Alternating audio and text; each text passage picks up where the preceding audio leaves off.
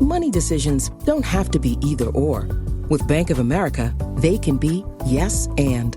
Like yes to sunny vacations and rainy day funds. Can our digital tools and guidance help you create the future you want? Yes. And help you keep enjoying today, too. Do more with a bank that asks, what would you like the power to do? Explore our tips and more at bankofamerica.com/yes and.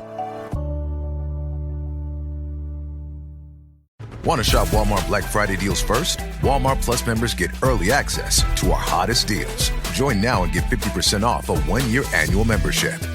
Shop Black Friday deals first with Walmart Plus. See terms at walmartplus.com.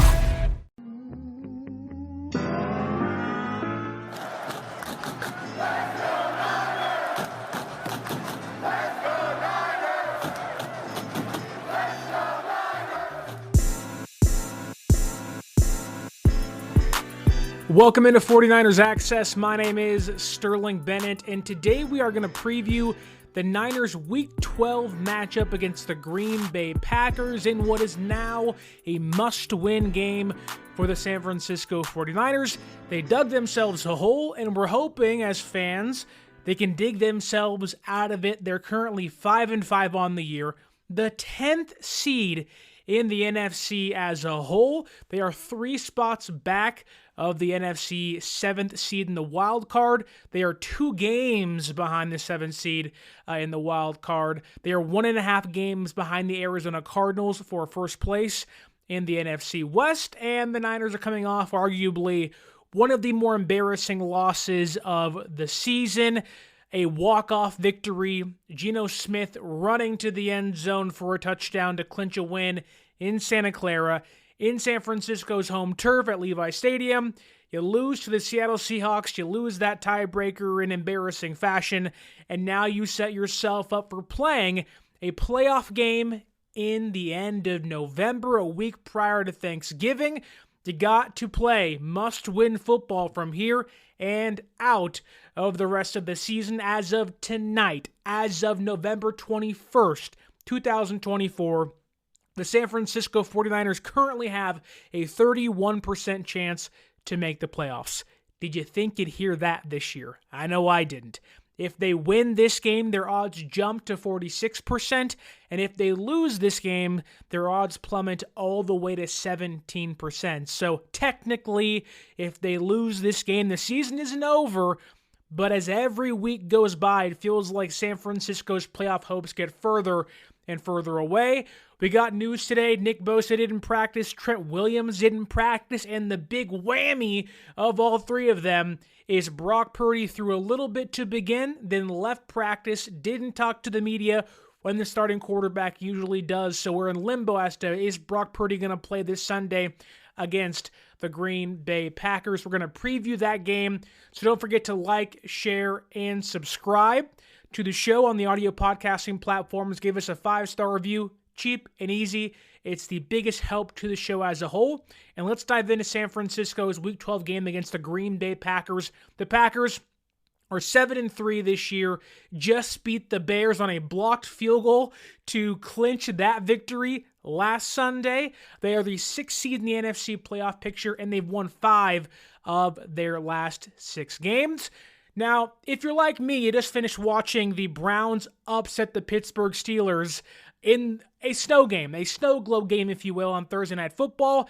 If you didn't see earlier today, while the forecast may not dictate snow, there was snow at Lambeau Field covering the whole field, covering all the seats, and it's supposed to snow, I believe, on Monday in Wisconsin, Green Bay, Wisconsin. So there is a chance, albeit weather forecasts may say otherwise, that we have a snow game at Lambeau Field. I believe that's the first time since 2021 the San Francisco 49ers would play in the snow, dating back to the NFC title game against the Packers that was ended by a Jordan Willis blocked punt led to a Talanoa Hufanga touchdown, and later a Robbie Gould field goal. That's how special and how unique we're talking about maybe this Sunday being. A lot of questions here already. Laurie Matthews says, no Purdy, no Trent, no Bosa, and snow. What could go wrong? Honestly, I've been asking myself this year, what's actually gone right for the San Francisco 49ers? Maybe Renardo Green, Lenore's extension, Mustafa's played great, Jordan Mason has looked good, albeit not utilized up to his full potential in the last few weeks or so, but you're right, Lori. What could go wrong this Sunday as it feels like the season rides on this game at 1:25 on the Pacific West Coast? Calachipto says here, Brock played with broken ribs before without throwing that week. I doubt he misses this game on Sunday. That was my exact thought. Now, yes, you're worried. Yes, you're concerned because as we talk about Brock Purdy here, and if he'll play, if he won't play, yeah, Brock has played with more severe injuries before and won in Seattle on a short week, mind you, right? That was a Thursday night football game where they clinched the NFC West division when he had broken ribs. So it's not as if Brock hasn't played through more serious injuries before, but with the way they've been talking about it, the way they've handled it so far, it makes me lean one of two directions, which are kind of the either he's not as hurt as they're saying he is, and they just want to play the game of like, let's see if we can get the Packers off their game and give them a little trick here or there, or Brock is more injured than they're letting on, and it's more serious because he threw for a little bit today, then walked into the locker room or the workout area, and you didn't see him the rest of the day, didn't talk to the media. So I believe Brock Purdy will play in this game. In this podcast, we are going to operate as if Brock Purdy is going to play because that's my belief. If he doesn't, well, the game's over. It doesn't matter, right? I don't have much belief in Brandon Allen or Joshua Dobbs, although if Brock Purdy doesn't play in this game, I am begging Kyle Shanahan to play Joshua Dobbs. I am begging him to. There's a reason why you brought him in. There's a reason why you guaranteed him money. It's because of situations just like this. Now, was Joshua Dobbs the best quarterback? No. But he kept the Vikings alive for a short stint last season when Kirk Cousins tore his Achilles, and for a game or two where if it snows in Lambeau this Sunday, it's going to be a heavy CMC and fingers crossed Jordan Mason game. The odds you run the football is not going to be very high, the odds you pass the football not going to be very high. Why not get yourself a big dual threat quarterback in there like Joshua Dobbs that may not be great, but he can do some more things than, say, Brandon Allen can do for you. This is the exact situation you signed Joshua Dobbs for, so if Brock Purdy can't play, although I think he will, Joshua Dobbs better be the starting quarterback this Sunday. I don't care, he's quarterback 3. Daniel Jones was quarterback 1 3 days ago. Now he's quarterback 4, giving goodbyes to the New York media. So anything could happen. Anything could happen. RC Sports says here in the YouTube chat, Green Bay resident, Hearable RC, welcome to the show. Thank you for tuning in. Says, felt like 2 different seasons today. Absolute sloppy mess this morning. Wreaked havoc on morning commutes. Could be in for a very, very slushy field on Sunday. Woo-hoo! I'm telling you, I know the forecast may say sunny and cloudy, no snow. RC Sports here, who's in Green Bay, saying, hey, watch out. We might get a messy field on Sunday, which, who does that favor? In my opinion, this year, it favors the Green Bay Packers and Josh Jacobs' running game. Packers are a better team so far this year than the Niners, but I think a sloshy field definitely favors Green Bay over San Francisco, despite having Christian McCaffrey in the backfield. And honestly, I'd kind of be a little scared to play Christian McCaffrey if it is messy and sloppy. He can slip. You never want to... He's going to play, but it just... Things that are negative creep in the back of your mind when you hear that. Lori Matthews asks here, you think Kyle Shanahan would bypass Brandon Allen? Do I think he will? No. Should he? Probably. That's what I would do. I just think Brandon Allen is a fine come in the game. Like, had Brock gotten hurt last week and couldn't play the rest of the game, here comes Brandon Allen. But now you have a little bit of time. And I was saying this back in the preseason, that Brandon Allen's the guy you have come in middle of games if Brock goes out. But Joshua Dobbs is the guy you have play if you have a week and a half or 2 weeks to prep for a game. So I'm hoping that this is a Joshua Dobbs if Brock Purdy can't go game. But who knows? We'll find out tomorrow, hopefully. when the starting quarterback talks to the reporters at Levi Stadium. Laurie Matthews also adds here, bad weather can put a bit of an equalizer to the game. You're right, Laurie. You saw it tonight. The Browns upset the Pittsburgh Steelers in Cleveland. That field was a mess.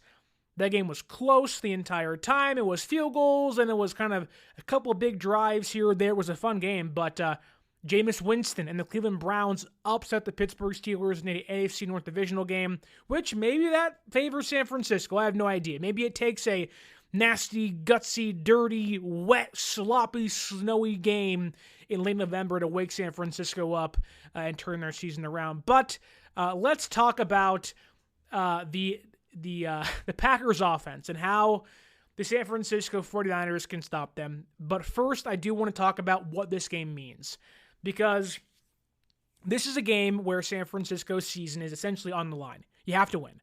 This is a game you have to win. This is a game where, you're hearing Jerry Rice call out the team, Steve Young's calling out the team, saying, how bad do you want this?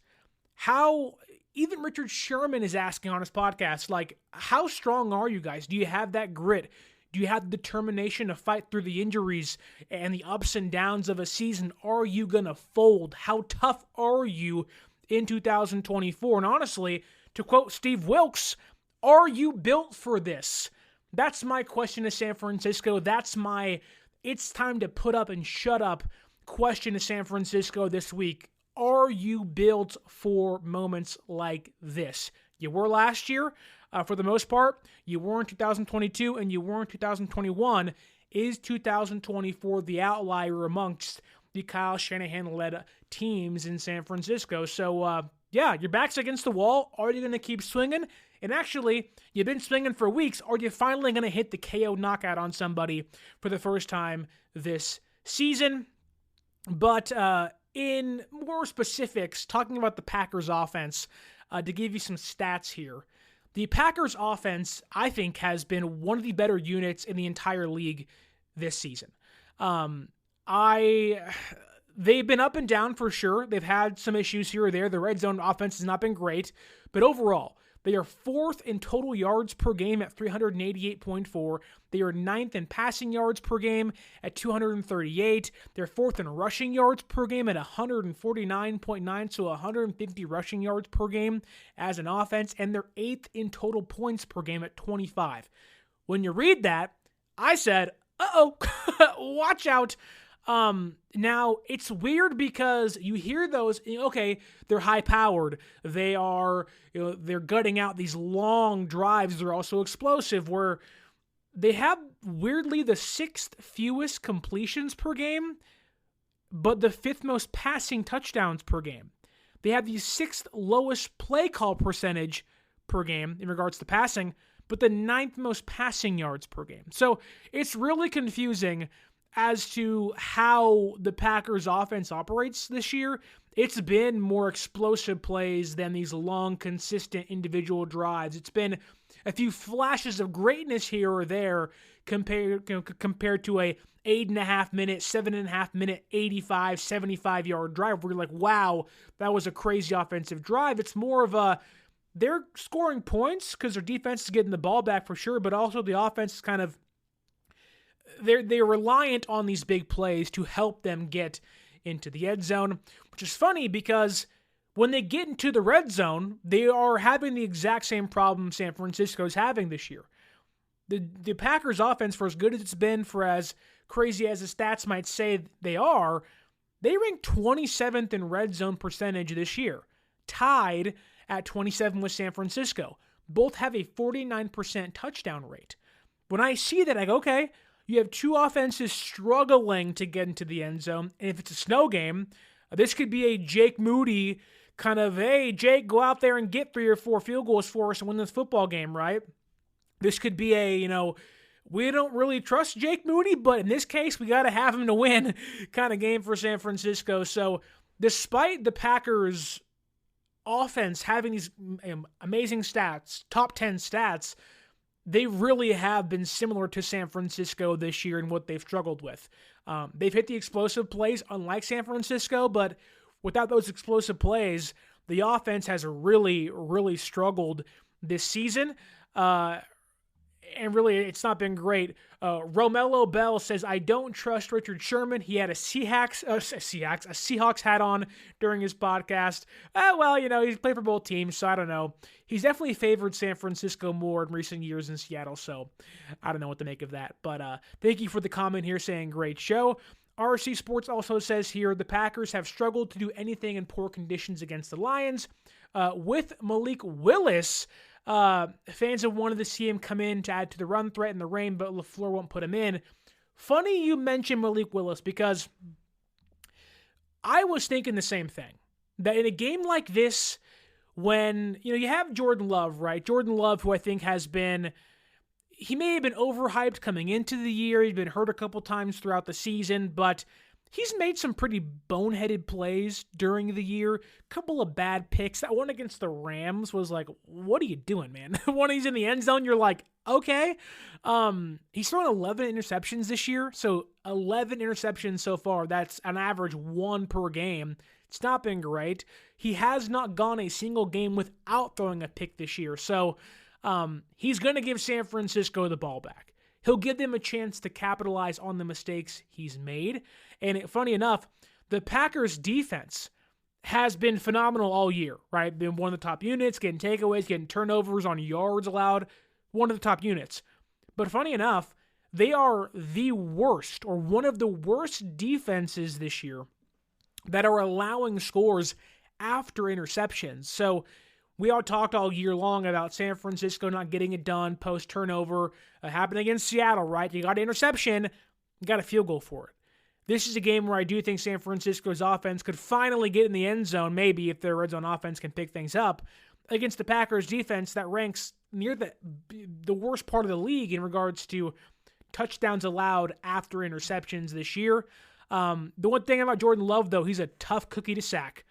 They allow the second lowest sack percentage in football at 4.2%. He's relatively mobile. He'll make plays with his legs.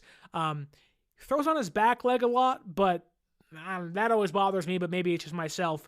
But Jordan Love, to me, does possess things not like Matthew Stafford, but close to Matthew Stafford. So I think the arm talent's there.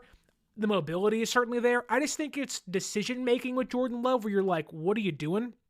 But I do think that, say conditions are relatively dry. Maybe it's cold. Maybe it's long sleeve weather. You can see their breath out there on the field.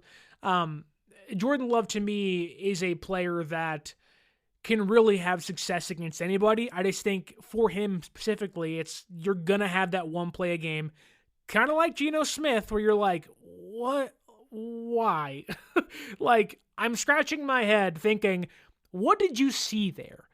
But I do think Jordan Love overall is a good quarterback. I know a lot of Niner fans clown him for what happened last year in the playoffs. I don't care about that. I think Jordan Love is on the precipice of being a top 10 quarterback in football if you can just get rid of those dumb plays here or there. But you can't sack him. He'll give you the ball back for sure. The thing about the Packers going back to their explosive plays, is that they're reliant on them to succeed. And because of that, they have the 28th ranked third down conversion rate. They rank 28th in third down conversions per game, and they rank 22nd in third down conversion rate this year. They're a team that doesn't really sustain drives. They're reliant on big home run plays, explosive plays of 10 and 20 plus yards. They have a quarterback you can't sack, but he'll give it the ball back. There is, at least in regards to facing the Packers offense, there is a route where San Francisco can feasibly beat the Packers because the Packers are going to beat themselves, right? Not great on third downs, quarterback's turnover prone, they don't sustain drives. There is a way where just simply based on that alone, San Francisco can win. But getting back to RC's point after a long-winded comment, getting back to RC's point in regards to Malik Willis, I don't know if you know this, but the San Francisco 49ers this year, and it definitely showed against the Seattle Seahawks in the last drive, are the worst team in football. 32nd in football at stopping quarterback scrambles. When you hear that, you just think of, well, if there is a game for Matt LaFleur who has been beefing with Kyle Shanahan for years, right? Dating back to 2021, where Shanahan called LaFleur about Aaron Rodgers, and it was really testy. Even before that, really, where Shanahan boat raced Green Bay in the playoffs and just crushed them and destroyed them. And with Aaron Rodgers still there. And then a couple of years ago, or I guess last year actually in the playoffs, Packers had San Francisco dead to right. It was like, oh, season's over with. This is terrible. Love throws the pick late in the game. San Francisco obviously ices it and wins it. There is some relatively bad blood, if you will. It's more friendly than that, but there is this like, I'm not going to take it lightly on you because we're friends. In fact, I want to absolutely destroy you because we're friends. They want to have this, well, I beat you last year, I beat you this year, over the other coach's head between Shanahan and LaFleur. This is a game where I could see the Packers using Malik Willis in the red zone, if you will, against San Francisco's defense, right? What's up? It's me, Don Tolliver. If I could describe the Bose Ultra Open earbuds, I think I would describe it as very seamless. It can definitely be something that you can style. It's like earring candy. Check out Bose.com for more. It's a defense that, has played well enough to win almost all of their games as of recent. The offense has been a bigger problem for me personally, but the defense late in games has undoubtedly been a problem, mainly in the fourth quarter. I could easily see LaFleur trotting out Malik Willis on some plays saying, you know what, if you're the worst team in football at stopping quarterback scrambles, here's a quarterback scramble, Malik Willis, which Willis, funny enough, was awesome when he played for Green Bay in Love's absence. So I will be keeping an eye on that if there is a rotation with Willis and Love at certain points in the game. But more importantly, the Niners are going to have their hands full with Josh Jacobs. This is a massive game for Green Bay. And to RC's question here in the YouTube chat, RC, it is a shoulder soreness for Brock Purdy, as Laurie Matthews says here. Not exactly what that means in particular. I don't know if it's an AC joint or something else going on, but he's sore. I digress. This game, though, is going to be a massive test for San Francisco's run defense, and they are facing, arguably, besides Saquon Barkley and Derrick Henry, the best running back in football, like top 3 running backs so far this year. Josh Jacobs was their big signing in the offseason. Let Aaron Jones go. He's in Minnesota now, who we saw week 2 this year, who, funny enough, beat us. And now Josh Jacobs is crushing it in Green Bay. He has opened up their offense so much for them out there in Wisconsin. He ranks 3rd in total yards this year, 838. And the Packers have kind of gone from this Aaron Rodgers drop back, 35 times a game. Even Jordan Love last year, very similar to that. They're running the football 30 times a game. 30 times. That's more than San Francisco is doing this year, which doesn't really, at least it hasn't been who they've been in the past. And they've been very successful doing it this year in Green Bay. They are the 3rd ranked rushing offense per DVOA in the entire league, meaning this is a nightmare for San Francisco's run defense that has struggled a ton late in games. You look at their EPA, their expected points against, right? First quarter, San Francisco run defense is top 3. They're fresh, ready to go. They are a stud of a group in that first quarter. Second quarter, they rank 22nd in run defense. Third quarter, 25th in run defense. Fourth quarter, 23rd in run defense. And you're like, oh my God, you're facing the 3rd best rushing offense in football. We have the 25th ranked run defense in third quarters and 23rd in the fourth quarter. Oh my God. If this is a snow game, it favors Green Bay in my opinion. And even if it's not a snow game, you are asking San Francisco's run defense to play over their skis for longer than they have all year long. You don't go from a top 5 unit to a bottom 10 unit in the next 3 quarters. That is an insane drop-off for a unit like San Francisco that, again, has played bend, don't break in recent weeks, but they're just not doing enough whether it's offense or defense. And right now, Josh Jacobs, who is averaging 4.8 yards a carry on roughly 30 attempts a game for the Packers as a whole between Jacobs and Wilson, like they're going to trudge along and just wear you down. And I'm sorry, I love the San Francisco 49ers, but if there's a team you're worried about, like what's the one thing you're scared of? It's a team like Green Bay that can run the football, that can just wear your defensive line down, that can make you say, hey, maybe we should have traded for a run-stuffing defensive tackle. Maybe we should have signed or traded a foreign edge rusher. And really, it's going to be a big test for, yes, if Nick Bosa actually plays. Who knows? I'll get to him in a second. But Malik Collins and Jordan Elliott and Khalil Davis and Yetur Gross-Matos and Leonard Floyd and even Devondre Campbell. He talked a lot of mess after leaving Green Bay in the offseason.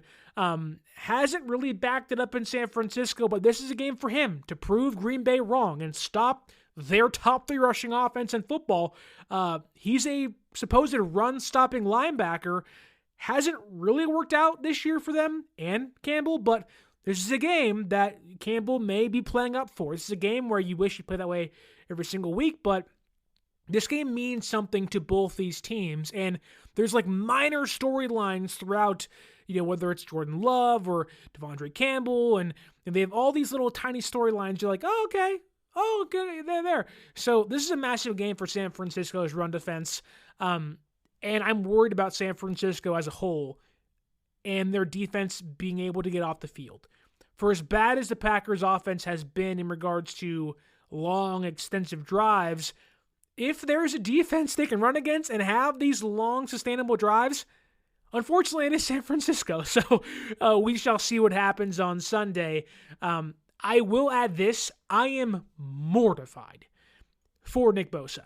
Now, not so much in the pass rushing game. I think Bosa can do well against the Packers offensive line, although they're playing better this year than they had in previous seasons. My belief is Nick Bosa, if he plays, is going to be getting some pressures on Jordan Love, but my concern is Nick Bosa against the run. Now, if Bosa plays, I am kind of hoping they limit him a lot. Maybe he's only on the field on passing downs just to kind of give them something else to keep him fresh. I could see that happening. In fact, I'd probably do that. But it's the running game that I'm really scared about him for. The Packers, what they do is they do this split flow running game, right? They pull Tucker Kraft, the tight end. They'll pull the guards here or there. And if Nick Bosa plays and you're Green Bay, although maybe you're not wanting to actively try to hurt Nick Bosa, what you do is you just say, hey, that guy's banged up. He's an all-pro former defensive player of the year. What do? You just have your tight ends lay into his hip nonstop. Now, it may not hurt him, but it's certainly going to slow him down. It's going to give you the edge. Okay, in the fourth quarter, Bosa can't play. And it's both of his hips, both of the obliques he has are injured. So I'm kind of thinking San Francisco might be smart to limit him to just third down passing plays only. Because if they play him the whole game on first, second, and third down, undoubtedly, the Packers are going to play this split flow running game. They're going to pull Kraft over and then bang, Bosa to the hip over and over and over again. And if San Francisco's run defense is going to be how it's played all year, they're going to be on the field for a long time, and you're just begging for Bosa to get hurt even further. Which, even if you win this game, and Bosa misses a game against the Bills, and then against, I don't know who's next on the schedule, but you're just asking for a longer injury for a player that if you want to go to the playoffs, you're going to need. So, it's a small tidbit, but it's certainly an issue that could come up big time for the San Francisco 49ers. Keys says here, what's up, Sterling? If Purdy can't go or is ineffective because of shoulder, who would you go with? Joshua Dobbs. I believe that Joshua Dobbs can give you a little more mobility. A bigger quarterback. You saw in the preseason against the Titans and against the Saints that there is ways they can score without him actually throwing the football. So, and if it snows and it's rainy and messy, why would you want a smaller built, less arm strength quarterback in Brandon Allen? Wouldn't you want Joshua Dobbs? who played in Pittsburgh for a long time, who knows what it's like to play in the AFC North when it snows and it rains. Like, that guy is more built for the atmosphere of a potential snow day than Brandon Allen, right? So I play Joshua Dobbs. Rob, I believe it's Rob Eamon says, bring on the high draft pick. Well, Rob, we're rooting for wins here. We want to go to the playoffs, but I get many of you out there saying your eyes are towards the draft. Is lose while you can, refresh, but it is Eamon. Well, thank you, Rob, for clarifying. But I get it. You want the high draft pick, lose, tank out, get a high draft pick, top 5, top 10, get your star tackle or edge rusher opposite Bosa. Trust me, those thoughts have been in my head as well, but we trudge along here this year in 2024. It's not over yet, Rob. Not over just yet. Moving on to Green Bay's wide receivers. They have arguably one of the more impressive units of receivers in football.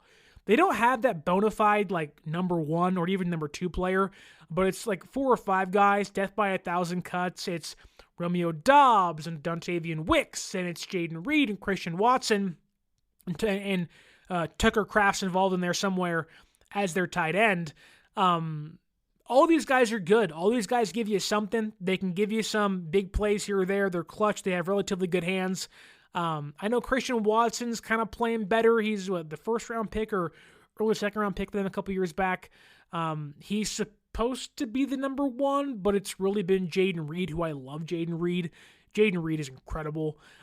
What he can do is just like, I am envious of Green Bay for having Jaden Reed. Honestly, I would take Reed over Deebo Samuels. So I'm jealous of what Green Bay's built in regards to their offense. And they're really impressive. They can beat you in so many different ways. And the one thing they do that is a staple of Kyle Shanahan's offense is motion. They love to get their guys free releases. They love to put their guys in motion. They love to divvy up looks. They are a team that wants to move around, keep you on your toes. And if you look at what San Francisco's done this year against the motion offense, it's another reason to get worried. San Francisco's defense ranks 9th in EPA per play when there's no motion. When there is motion, their defense falls to 17th in football per NFL Next Gen stats. So not ideal.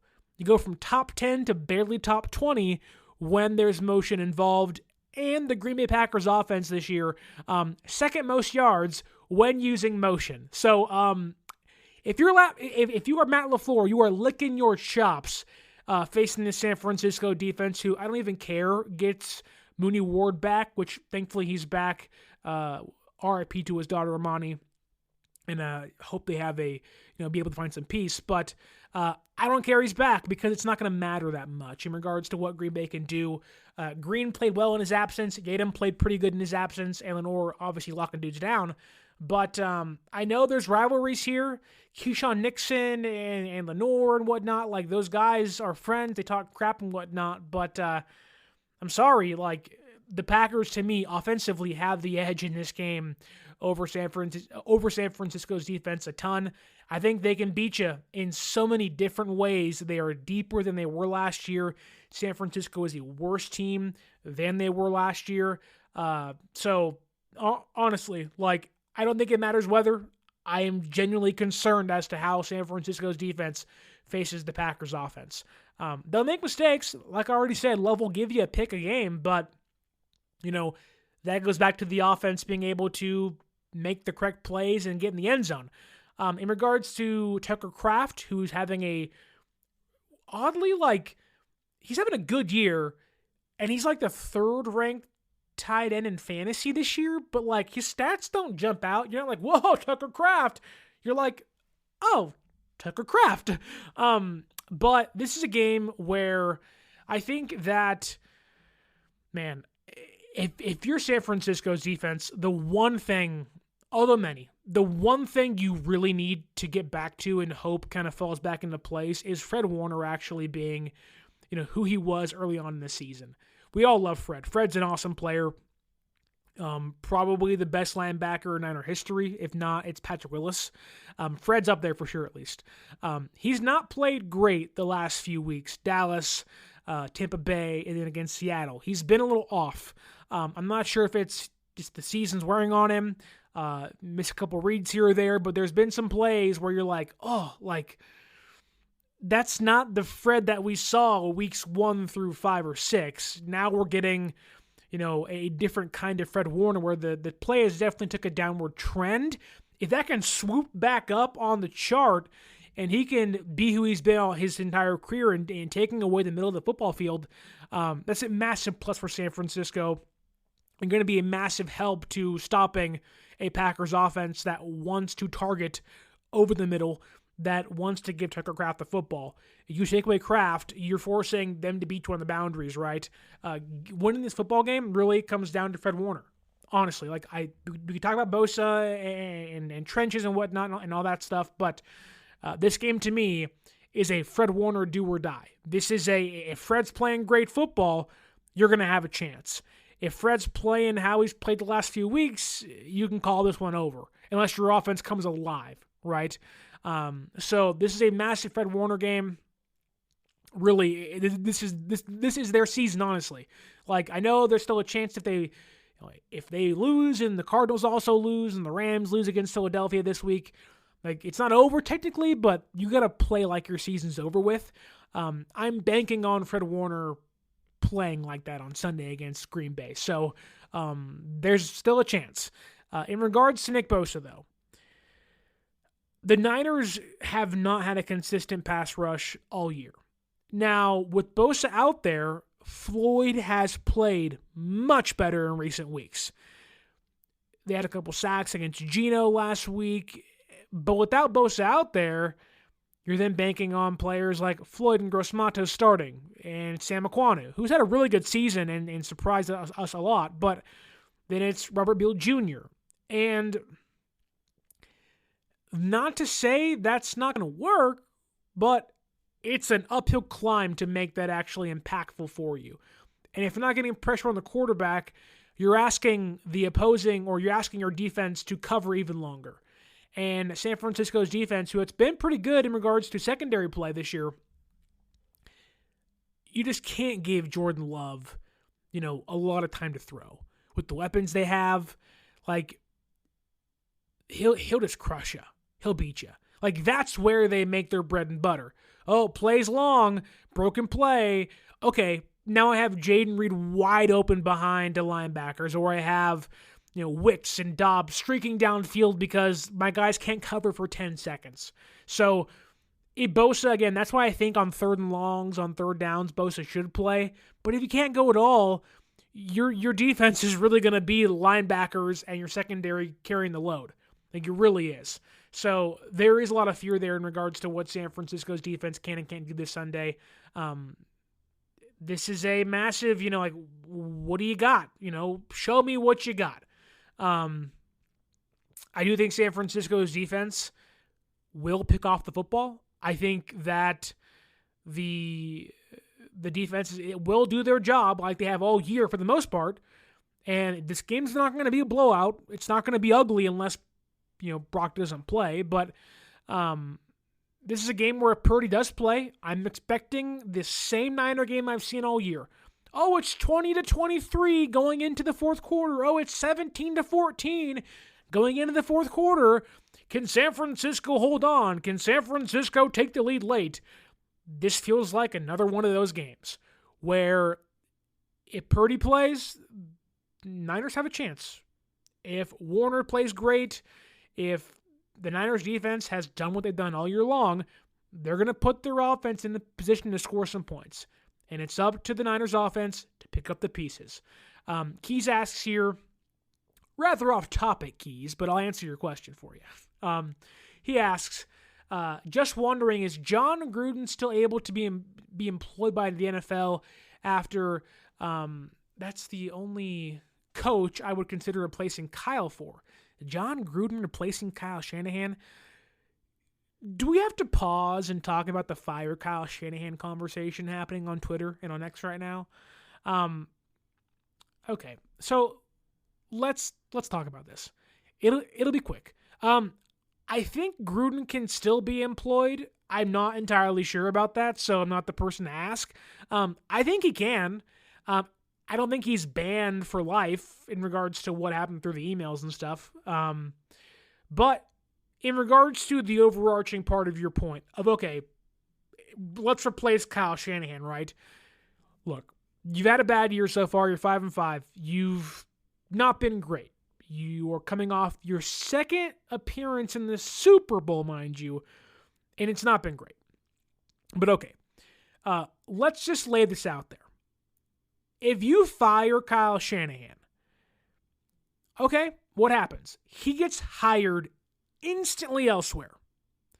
Okay, to some of you, that doesn't matter at all. That's fine. What do you have if he leaves? To the people saying, well, just hire Ben Johnson. Maybe that's a chance. I mean, maybe that's what you do. If Ben Johnson says yes, he may not. Ben Johnson reportedly has been eyeing the Bears job for years and didn't take it because of what they were doing out there this past offseason. So if you fire Kyle, you are likely not going to get Ben Johnson. Maybe it's Bill Belichick. I don't know. Maybe it's, there's places you can swing, but it's not just, okay, Kyle's gone. Now we still have Brock and Debo and Aiyuk. And you have all these players here, but you are then going to keep John Lynch? Okay, that's interesting. Guys that are kind of tied to the hip came in together.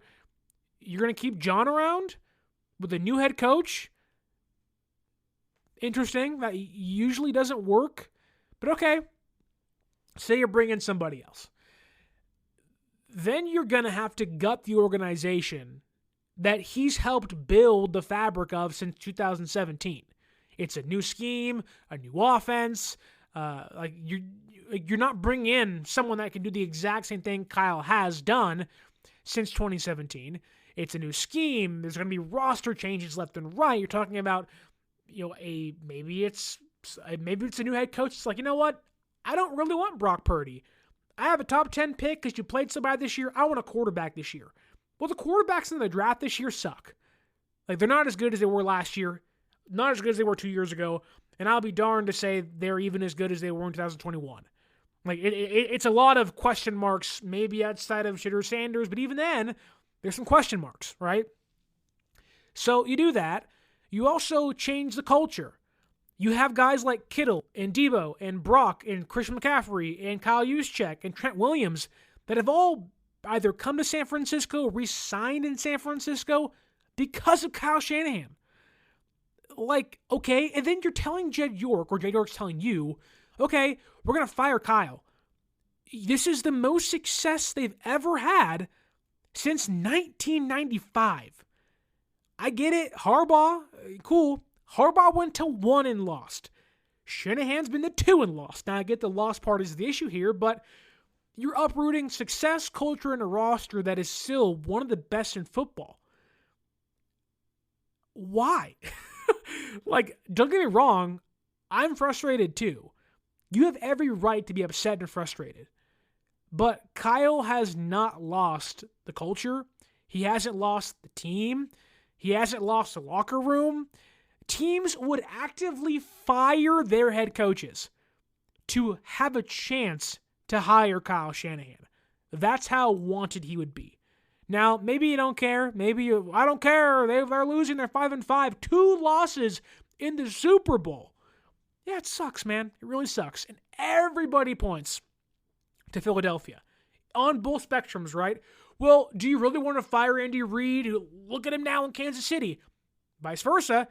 People were like, well, Andy Reid was great, but they fired him and they won a Super Bowl later. Yeah, 6 years later. In 2 different head coaches and multiple different quarterbacks. And it still took a once-in-a-lifetime run by a quarterback on a second stint with Philadelphia and Nick Foles. I get it. You're frustrated. And this wasn't targeted towards you, Keys, mind you, just kind of in general conversation. I get it. It's a frustrating thing to be involved in, right? We want to win. The expectations. How much money they're spending. It's the window. Maximize the window, right? That's great. I'm all for that. Let's do that. you maximize your window by not firing Kyle Shanahan. That's just a given. Like, the Bears fans are already talking about, Kyle Shanahan. You don't think 85% of the NFL would not be jumping? Like, teams, like, you don't think the Falcons would fire Raheem Morris tomorrow if it meant they're going to get Kyle Shanahan back? Of course they would. Of course they would, right? Teams would let go of their head coaches they hired last year to bring in Kyle Shanahan. I guarantee you that. But you like, it took Philadelphia 6 years, and Chip Kelly and Doug Peterson and Carson Wentz having an MVP year, then a torn ACL, then Nick Foles comes in, saves the season. Like, you're asking, like, what you're really pitching is, hey, let's rebuild the whole franchise. Let's rebuild the roster. Which, okay, if you're for that, fine. That's cool with me. If that's what you want to do, fine. Awesome. With the $5 meal deal at McDonald's, you pick a McDouble or a McChicken, then get a small fry, a small drink, and a 4-piece McNuggets. That's a lot of McDonald's for not a lot of money. Price and participation may vary. For a limited time only. If you're for that, great. I guarantee you who's not for it, Jed York. I guarantee what you don't want to do, you want to sit through Chip Kelly coaching this team in a rebuild. That's what happened in Philadelphia post Andy Reid. Right? That was the dream team they built in Philadelphia with Nnamdi Asomugha, Vince Young, and Michael Vick, and Deshaun Jackson, and they sucked. They tore that puppy down so fast. DeMarco Murray was the running back. They were terrible out there. Like, really, it took them, okay, let's fire Andy Reid. Now let's bring in Chip Kelly, and they were terrible for years. The reason why they were so good post Chip Kelly, it's because they had the second overall pick. They were that bad. Is that what you want? That's just kind of what is out there, right? Where it's like, well, they fire Kyle. You know, he's been a bad year. Okay, fine. Fire Kyle. You're going to be worse off. You're worse off. Like, you're going to be in a worse place post Kyle Shanahan than you are with Kyle Shanahan. Key says here, I would want draft compensation for Kyle. Should get in that and hire Gruden as the GM, or hire Gruden as a GM. Shouldn't be too hard to find. I think Lynch is rated at best. I mean, sure. But even if you trade Kyle for 2 first-round picks, mind you, right? Okay, fine. Trade Kyle for 2 first-round pick, a first-round pick to Carolina or the Saints or someone like that, right? So you traded one of the best head coaches in football, which is already hard to find, right? Teams like the Jaguars, funny enough, Doug Peterson, the Saints, the Panthers, the Browns, the Bears really right now, the Bengals might fire their head coach. Like, you're asking, what you're saying is that a top 5 head coach, top 10 head coach isn't good enough for us because he's been more successful than everybody else in the league not named Reed and McVay for the last 10 years. Like, what are we doing? Like, do we not forget what it was like pre-Shanahan with Tom Sula and Kelly? Now, that doesn't mean you can't get better elsewhere. It just means that you're going to cut bait with someone that's brought you the most success since 1995. Why would you do that? Teams are, like, fan bases and organizations and owners are begging for San Francisco to be that stupid to fire Kyle Shanahan. Like, really. Papa J says here, doesn't it seem like the rest of the league is caught up to Kyle Shanahan, but Kyle hasn't adjusted? Just my opinion, it seems to be the problem. I don't think you're necessarily wrong there in regards to, the team kind of catching on to things. That's what happens when the league adapts your scheme 30 different times over with. Now, within that, you make adjustments, right? But let's look back, 10 months ago, 8 to 12 months ago. This team is boat racing everybody. Okay, they go into an offseason in which Brandon Aiyuk's holding out and CMC gets injured and Pearsall gets shot and it's Jennings and Debo and Purdy's in there, sure, but then Trent's holding out the entire offseason. Now he's 36 years old. Greenlaw's not out there. Hufunga's hurt. Like, there are a lot of distractions, right? A lot of issues, and I do think that while, yes, I agree with this, Rob says Kyle could use an extra set of eyes, I don't think it's an OC. What I really think is that Kyle, a lot of it's roster construction. A lot of it really is. And that the perfect segue into what I want to talk about with the offense today. So thank you, Keys and Papa J and Rob. Thank you so much. It's perfect. Because let's skip on Purdy and Mason and CMC for a second. Let's talk about the receiver room and the offensive line. The offensive line this year has been atrocious minus Williams and Dominic Pooney. And Dominic Pooney is playing phenomenal football. And I can argue that the backup tight ends this year have been terrible. There's missed assignments. There's missed, not picking up blitzes correctly and stunts correctly. Go back and watch that Seahawks game. The reason they lost was because of the offensive line. Jake Brendel has been absolutely terrible this year. He is ranked, I believe, like the 42nd, 46th offensive center in football. He's graded worse than backup centers. That's how bad he's been this year. I don't understand the infatuation with him. McKivitz has been a good run blocker, but a terrible pass blocker this year. And Aaron Banks in a contract year has been subpar at best, right? It's a lot of the offensive line issues. It's banking on Brendel being okay when he didn't become a starter until he was like 32 years old. Okay, I mean, guys bloom late, but the odds they sustain that is pretty low. And you didn't get a center at all in the last two drafts. Why? You banking on Nick Zakelj being a dude? Why? Okay, you have John Feliciano, which Brendel was okay last year, but you have John Feliciano and begging Shanahan to start John Feliciano. He's a better player overall, a better run blocker, and we've all talked all year about, hey, this team can't run the football in the red zone. Well, they really can't run the ball at all when you have Jake Brendel playing center. They've been terrible. Terrible. They're whiffing blocks, missing assignments, not picking up stunts, and failures to pick up blitzes. You're having them pull Banks and Saubert on runs to the right, and them running into each other, not even blocking dude against Kansas City. Really, this comes down to the offensive line being terrible and not Shanahan needing the extra eyes as an OC. He's a heck of a play caller. It's who he invests his money and his draft picks into that's the problem. We've talked about first-round pick whiffs, Trey Lance, Solomon Thomas, Reuben Thomas, McGlinchey, and whatnot, or Reuben Foster. A lot of whiffs early, and it's hurt this team. Third round has been a cluster, because it's Trey Sermon, Ty Davis Price, Danny Gray, Cam Latu, and you're like, how many times can you continue to miss on these pivotal, top-tier picks and win? And it's catching up to them now. They drafted two guys to be backup tight ends. One's a practice squad player, and Cam Latu is somewhere picking his nose on a couch like Dwight Goodman in Dodgeball being like, suck it, LaFleur.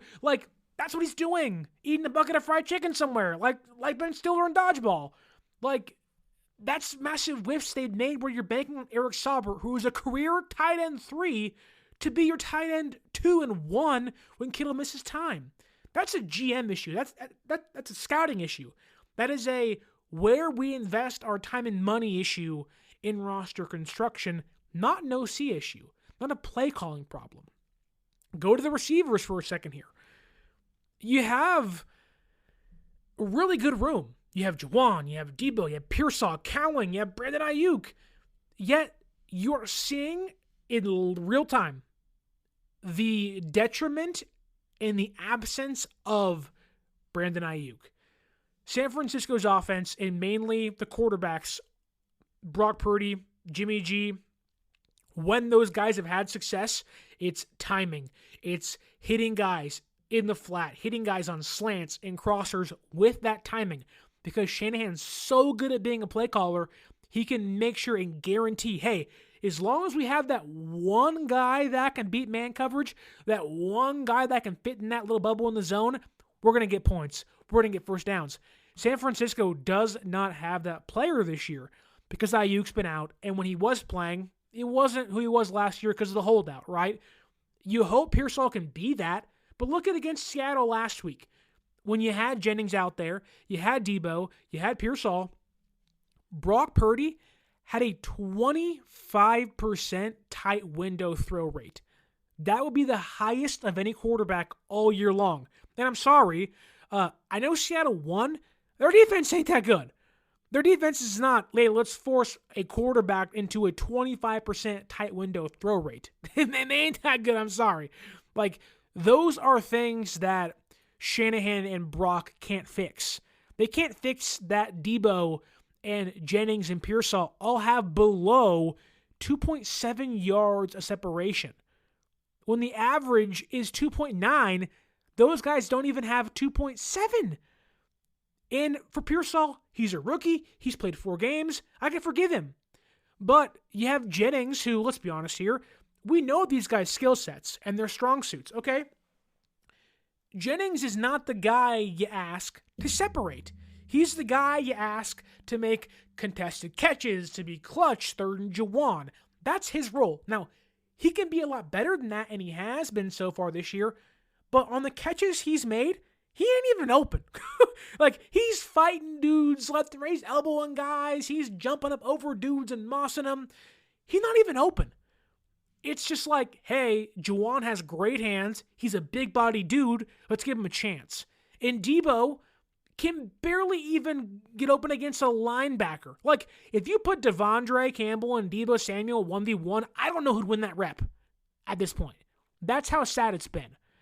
And so those are things that I get the frustrations with Shanahan as a head coach, and this year, and it's been tough, and it sucks. I totally get it. I am all with you guys in saying, let's change something. Shanahan, at some point, has to be accountable for the mistakes this team has made. But those mistakes, to me, aren't always play calling. Those, to me, are the infrastructure of the roster construction itself. It's extending Jake Brendel. It's trusting Colton McKivitz to be the starting right tackle when you had a chance to draft one the last 2 years and not doing it at all. Didn't even draft a backup right tackle. Why? What are we doing?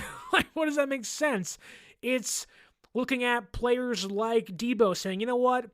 If we have Brandon Aiyuk involved, now, had Aiyuk been healthy and not held out, I think we're having a different conversation. I think had Pearsall had the entirety of the offseason program, we're having a different conversation. But because those things happen, Aiyuk may never be back at all. Who knows? Pearsall gets shot in the chest. He can't practice for months and months and months. Now he's trying to play catch-up, but the season's kind of almost over for them, right? It's unfair for those two players, and it really comes down to Kyle banking on 1 or 2 players being the difference in the offense. Not having CMC for the first 2 months of the year. Like, that hurts. Any team would hate that. Take away Saquon and Derrick Henry from the Ravens and the Eagles, they're not going to be as good, and those teams are going to hurt, and they're going to struggle. But it's the fact is, you have people in place that this is the team you wanted to put together, and when one piece falls apart, you can't figure things out. To me, it's the over-reliance on 1 or 2 players that has cost this team. It's okay, if we're not going to have guys that can separate outside of Aiyuk and eventually Ricky Pearsall, you have to protect a quarterback. Look at what Kansas City did. Kansas City did it the right way, and of course they have. They've trying to get a 3-peat. What'd they do? They let Tyreek Hill go. They got 3 new offensive linemen in there, protected Mahomes. You can't sack him, and said, you know what? Even if they get to the quarterback, which is a rarity, he's mobile enough, he'll make a play. The Chiefs really don't have those players that can separate. It's Mecole Hardman and Juju Smith-Schuster, and they were going to have Hollywood Brown and Rashee Rice, but now it's DeAndre Hopkins, which, I'm sorry, even Hopkins, for as good as he is, still, he's not a great separator right now. He's past his prime, but he's still good enough. Like, KC said, you know what? We're going to build from the trenches out. Because when we have an offense like San Francisco does here, with guys that can't separate, well, you need to be able to keep your quarterback up and run the football. That's exactly what KC's doing. It's Kareem Hunt, Samaje Perine, Isaiah Pacheco. Mahomes is not carrying that team. You know who is? The offensive line, running game, and that defense. And San Francisco used to be that way. They used to be that way. And then Kyle said, you know what? I can get fancy. I can get CMC and Pearsall and Debo and Jennings and Cowing and Grendo and Mason. All these weapons. And got away from what got him to being successful. Infrastructure, trenches, offensive line, defensive line, getting the quarterback and making him stay upright the majority of the time, on-time throws, quick release stuff. Now, thankfully, Brock can do all those things you're asking of him to do. The issue is, he ain't got time to throw, and when he has time to throw, nobody can separate. Like, it's a lot of roster construction problems. San Francisco, plainly and bluntly, just doesn't have the team this year they had last year. Guys are playing down. Guys are struggling more. They just don't have the dudes they had in previous years, and the dudes they have now aren't doing what they were doing last year. Like, this is I know they're 5-5 and they're still alive, which that rhymes and it wasn't supposed to, and we're all kind of hoping, hey, we can put this back together and we can get, all we gotta do is get in. San Francisco, really, sometimes you need years like this, where you get smacked in the face, where you get pummeled, and you're like, they gotta change something. Now, thankfully, San Francisco can do that while also still being successful. San Francisco, despite feeling like forever or a long shot, can feasibly still make the playoffs, and if they get hot, can still beat a handful of teams.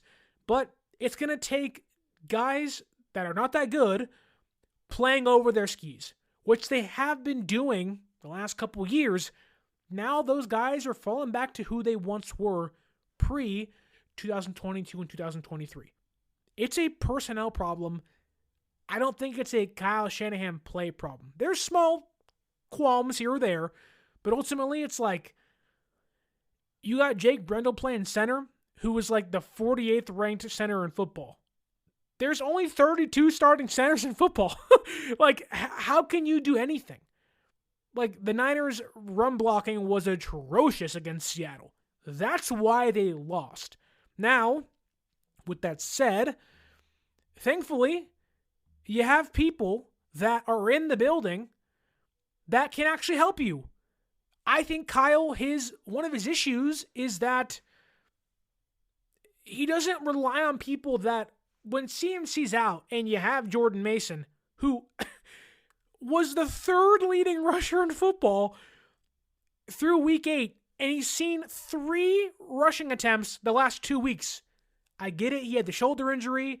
I get it, maybe he's banged up still, but he seems like a full go. You would think that maybe you want to put that guy in here or there. This is a game where if it's snowing in Green Bay, if it's not a Jordan Mason game, what else is? This is a Jordan Mason game. If it snows, written all over him. All over him. Papa J says here, I love you, Sterling. I love you too, Papa J. I truly think that it's Kyle's own play calling that's gotten him in trouble. There's been times, for sure. The stupid Debo jet sweep crap doesn't work. Stop it. It doesn't work. Everyone knows it's coming. They can see it from a mile away. I know it's coming. You know it's coming. Stop coming. Don't cut that, please. But, just stop using it. It's bad. Keys says here, do you believe if the Niners didn't get unbelievably lucky with drafting Purdy, Lynch and Kyle's jobs would be gone? At that point, they'd probably have signed Kirk Cousins, so probably not. But you probably would have saw more Trey Lance last year. Maybe Jimmy G comes back for another year. But I do get what you're saying, and I do agree that the Niners have, for all their misses, have been insanely lucky to get bailed out almost every single time. Every single time. Where they draft Trey Lance, 3 first-round draft picks and a third-round draft pick, and you're like, well, oh, cool, we got the guy, and then he sucks. And it's one of the worst trades in NFL history. And you have Purdy, who steals the show and looks awesome. Probably going to get $65 million in the offseason, which, cool, great. They got bailed out. They got bailed out for sure. You look at, I'm trying to think, they signed Jerick McKinnon. And, okay, he was supposed to be the CMC of that generation of Niners offense in 2018, I believe it was. Then he tears his ACL twice. And oh crap. And then you get bailed out by Mostert and Breida and others and Jeff Wilson Jr. Like, those guys bail you out. Okay, cool. Like, you whiff. You go trade and you sign D Ford. And you trade DeForest Buckner. And Kinlaw sucks. Okay, but then thank God for DJ Jones, right? Like, you have people like that come along and like, wow, you have Arden Key and Ebukam and Amenahue, and they make those trades and they make the signings, but it's like you get bailed out because for every bad move you've made, you somehow find a way to remedy it here or there. So I don't think it would be gone. There would have been a massive pivot, though, to we don't have a rookie quarterback contract that is the lowest in the entire league. It's okay, now you're paying Kirk Cousins for 3 years off a torn Achilles, or you're trading for a quarterback elsewhere. I think that's what it would have been. Or it's Trey Lance plays all last year, you suck again, and you draft a quarterback this year. I mean, that's realistic, right? You suck. Oh, Trey's bad. We're top 5 pick. We're Drake May. We're Jaden Daniels. We're Caleb Williams, right? So, you can go into that for sure, but. This episode is brought to you by Progressive Insurance. Do you ever find yourself playing the budgeting game? Well, with the Name Your Price tool from Progressive, you can find options that fit your budget and potentially lower your bills. Try it at Progressive.com. Progressive Casualty Insurance Company and Affiliates. Price and coverage match limited by state law. Not available in all states. This is this year. Like, the Niners are 5-5. They're not that great. You got Christian McCaffrey, who, one of the greatest trades in the entire franchise history. He's been awesome. I do want to dive into a little bit more of the Packers game, though, because a little bit of a tangent there. Let's bring it back.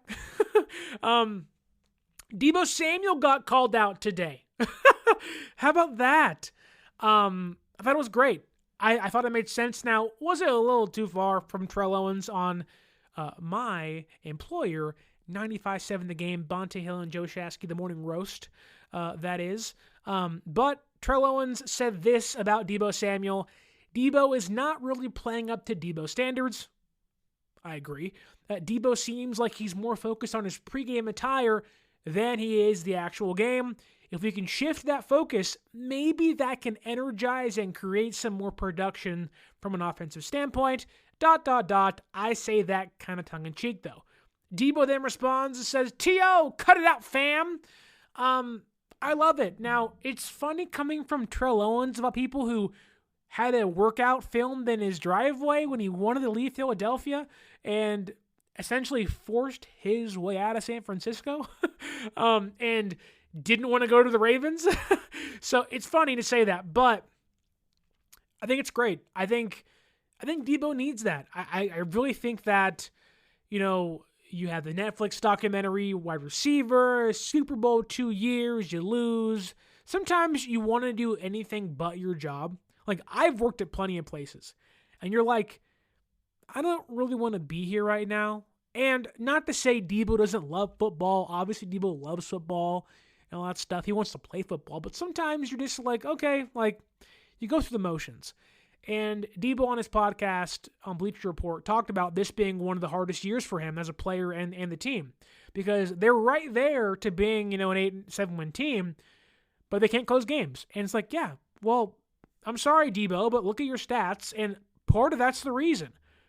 Deebo Samuel's averaging 2.9 yards on 27 carries this year. That makes him one of 4 players with at least 25 attempts to average less than 3 yards a carry in 2024. Keep in mind, Deebo averaged 6.3 yards an attempt from 2019, his rookie season, to 2023, that being last year. That was the highest average amongst NFL players with 150-plus rushes over that span. Deebo went from literally the best rusher in the entire league for 4 years, 5 years, whatever it's been, now to one of the worst in the entire league. Yet, best shape of his entire life in training camp, and it's like, did the slow start hurt you? Like, I get there's been injuries here or there, but it's like, are you distracted? Like, I love maybe not the avenue that T.O. took, but I love him being called out. If you're going to call out Jake Moody, then you have a bad game the next week, you got to get called out too.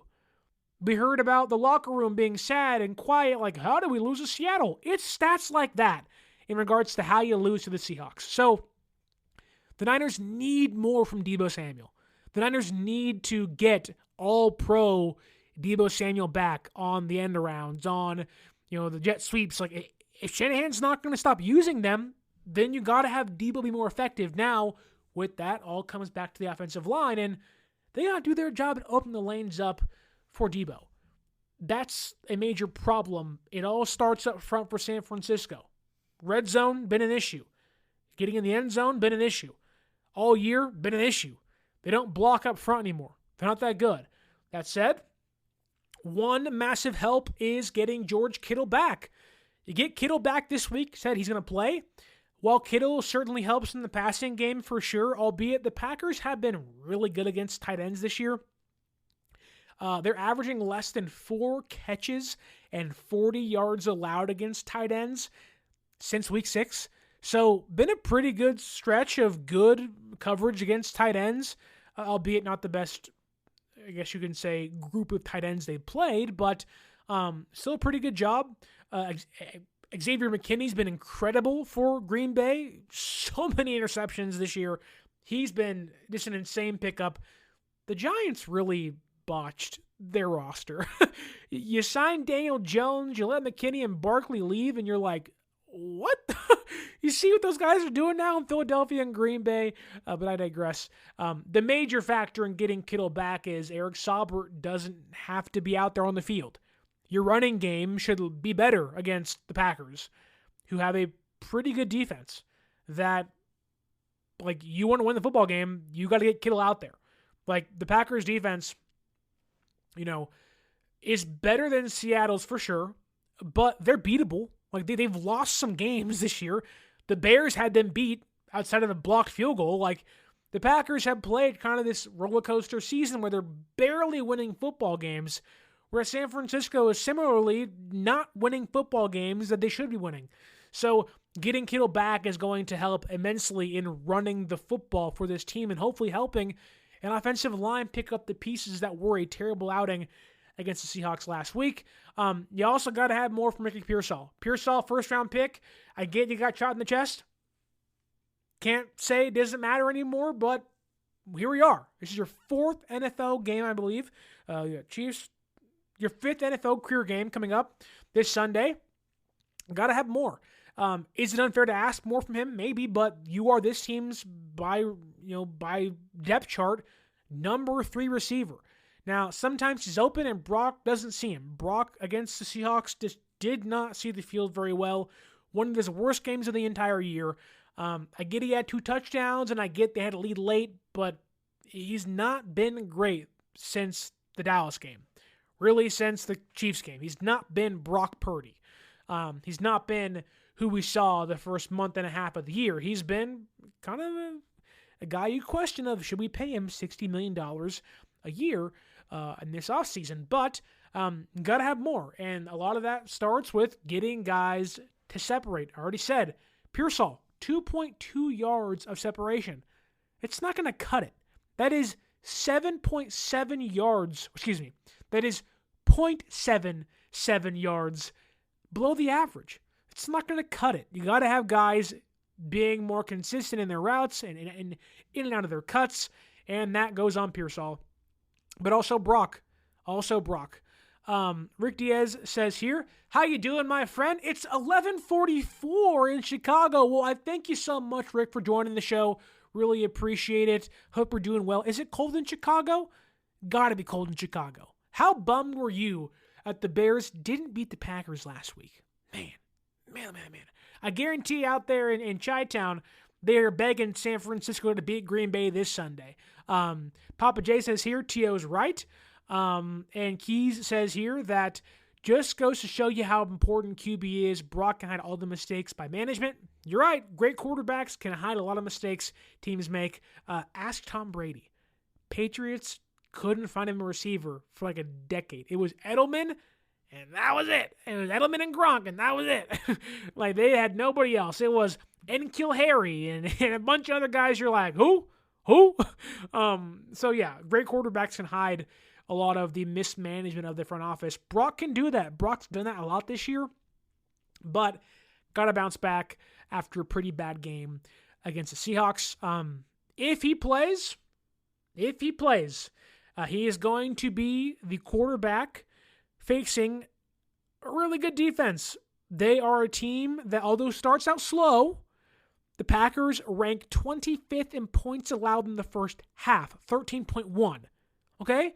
You hear that? Okay, get off to a hot start, keep a lead late. Tough job, but maybe you can pull one off in Green Bay. But this is where it gets really tricky. Overall, Green Bay ranks 10th in points allowed per game at 21.3. And here's the kicker, and it's getting me a little scared. They are the best defense in points allowed in the fourth quarter.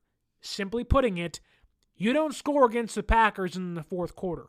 3.2 points allowed in the fourth quarter, just over a field goal. If you ain't got a lead early, you likely ain't getting a lead late against the Green Bay Packers, whereas San Francisco ranks 27th in points allowed in the fourth quarter at 8.8. Got to get a lead early, got to sustain that lead and hold on for dear life to that life jacket. You're going to be afloat in Lambeau in the snow. It's going to be a tough task, really tough task. Again, Brock wasn't great against Seattle. I do think we see an uptick in production. I know we've talked a lot about, Trent Williams doesn't play, which I think he will. Bosa doesn't play. I don't know if he will. And if Purdy doesn't play, although I think Purdy will actually play this Sunday, if Purdy plays, I think we are going to see an uptick in production. I don't think Brock is in the business of having a month and a half of bad play. That ain't him. The Packers do rank third in takeaways this year, but looking at the offense this year for San Francisco, Brock had 29 passes in the first 8 games of 20-plus yards downfield, 0 the last 2. That, to me, will change this Sunday, and the reason why that will change is because San Francisco will hopefully, fingers crossed, get back to running the football. Christian McCaffrey, 3.7 yards since he's returned. This year, the Green Bay Packers have allowed 119 yards per game. That ranks 14th in football. And the Green Bay Packers are allowing 7.6 rushing first downs per game. The door is open for sustainable drives against the Green Bay Packers. You want to get back to playing Kyle Shanahan brand of football, pound the rock, chew the clock, and get your out of Green Bay with the win. There's doors open. You just got to walk in. Like Bill Belichick says, just do your job. Just do your job. You win games. And what would really help in San Francisco doing their job would, be playing Jordan Mason a little bit more. I already talked about him being the NFL's third leading rusher in weeks 1 through 8. Well, 3 carries since in the last 2 weeks. That's got to change. San Francisco really has an opportunity to, I don't say shock the world, but the Packers want this one. They want to win this one. The Niners do have avenues of victory. Love will give it up. The Packers defense is not great when he gives it up on the next drive. If San Francisco can capitalize on those mistakes and really Love is unafraid to give the ball up on his side of the football field, the Niners are going to have opportunities all over this game to win.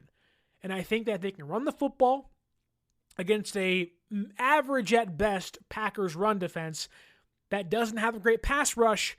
I do think San Francisco can win. Unfortunately, I don't have them winning.